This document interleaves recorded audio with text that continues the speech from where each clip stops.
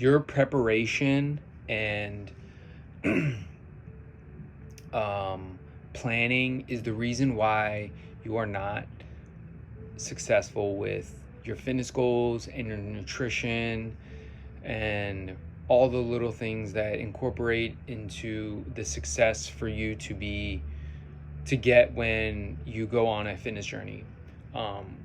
Most people, and this is going to be mainly based off fitness, nutrition.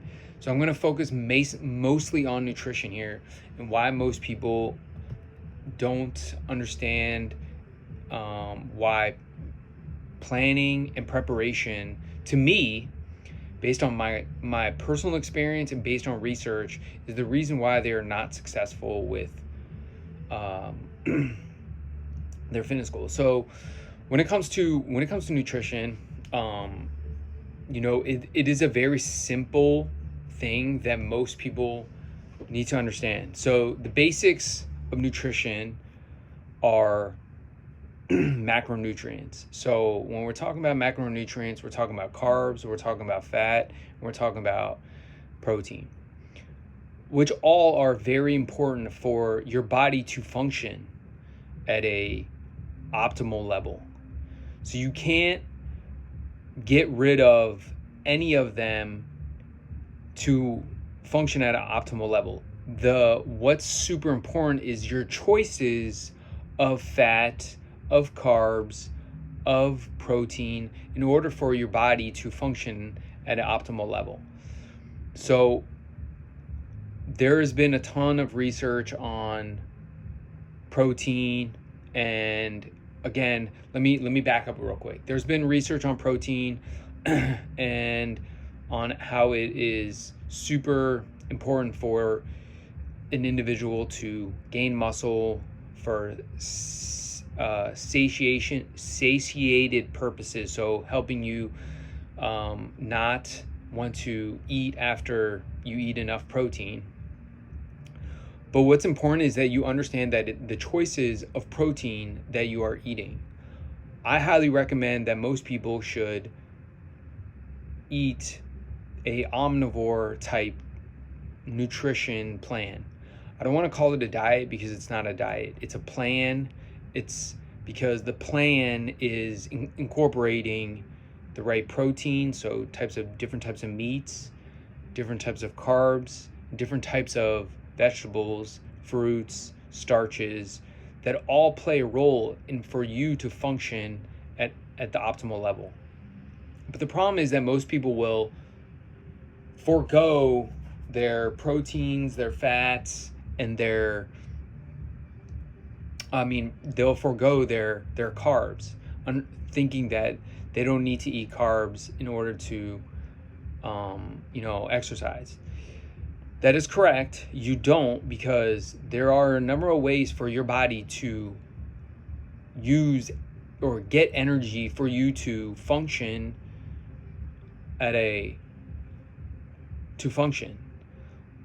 for instance, proteins. It will break down the proteins. It will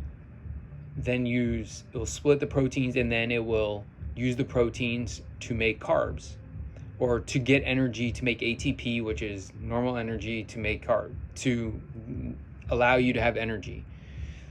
But the problem there is that you need to then replace the protein that you've eaten in order to rebuild the muscle, and then more protein so that you can build muscle.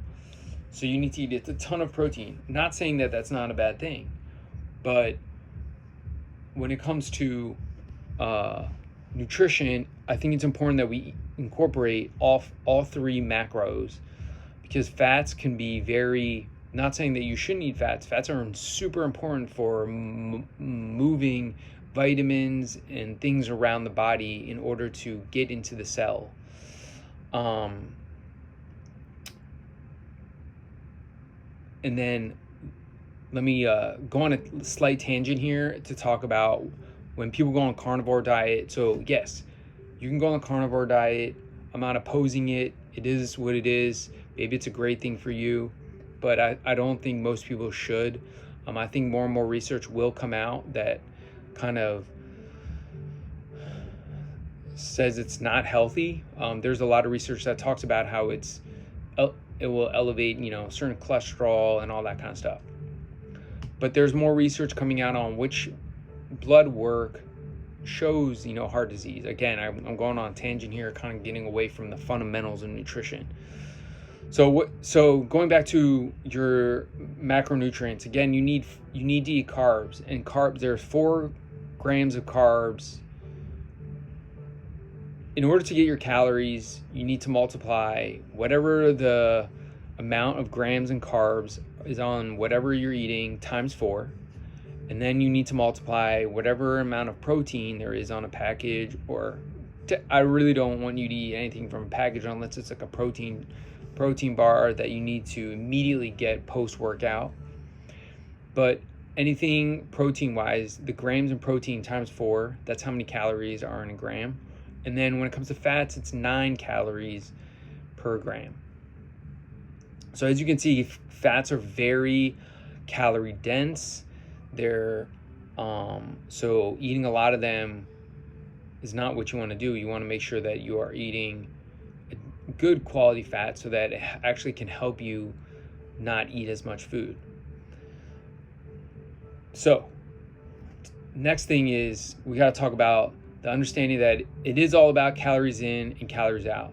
There's no question about it. You will lose weight depending on how many calories you're eating and how many calories you're expanding. So if you want to lose weight, you need to eat 500 calories less per week to at least lose 1 pound per week. In order to get that number, you need to understand how to get that number. That's a totally different video. I actually believe I have a video on YouTube about this, on how you use your resting metabolic rate and the 4 other numbers that you need to add up, and then subtract from there how many calories you need to eat in order to lose weight. Then you also have to understand that in order to function at an optimal level, you also need micronutrients. So micronutrients meaning certain amount of vitamins, certain amount of minerals that come from different types of food that you're eating. The issue that we have in America is the amount of processed food that individuals eat. When you eat these processed foods, a lot of this time, the vitamins and minerals are not so bioavailable and not so, there's not a lot of them. It's just a lot of literally a lot of just not good quality nutrients for your body. So what ends up happening is you tend to overeat, or you're eating calories that are just not calorie dense, and then you just overeat food. And that's why it's super important that when you're eating something, every time you're eating, that there's some type of protein in there, because there's more than likely you're eating a very high carb and fat thing, and it's not calorie dense, and it can cause you to overeat because you're not getting full. So moving on to the next thing, it's super important also to make sure that when you're incorporating carbs, that you incorporate different types of vegetables and fruits and starches, because those things can help you increase your fiber intake, which is important for your body. There's research about how increased fiber can also decrease the chances of colon cancer. So there's a lot of different things that these macronutrients, so proteins, carbs, and fats, and micronutrients like the minerals, the vitamins, can help you lower your chances for certain diseases, or even certain metabolic issues that could come about. Again, I kind of touched on this before, is just lower your processed food intake. So this means like baked goods, sodas, things that are enriching with different types of flours, candy, things like that. Try to 80 to 90% of the time eat a whole food based um, nutrition plan. Again, people want to say that you can't do it if you are, don't have the means to do it.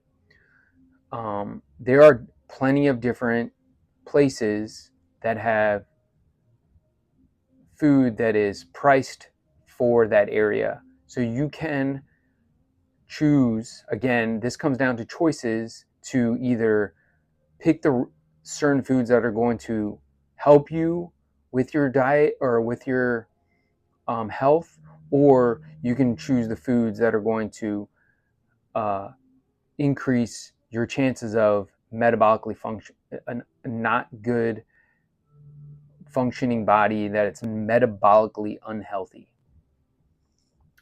Along with the processed foods is sugar. Sugar is not, technically, it's not going to make you fat by eating it.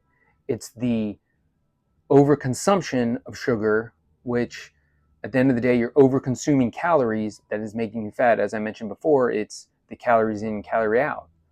So I'm not saying you can sit here and eat sugar all day and still lose weight, but you're more than likely going to overeat sugar, and it's not going to be healthy for you. You're going to have blood sugar issues. So I highly recommend you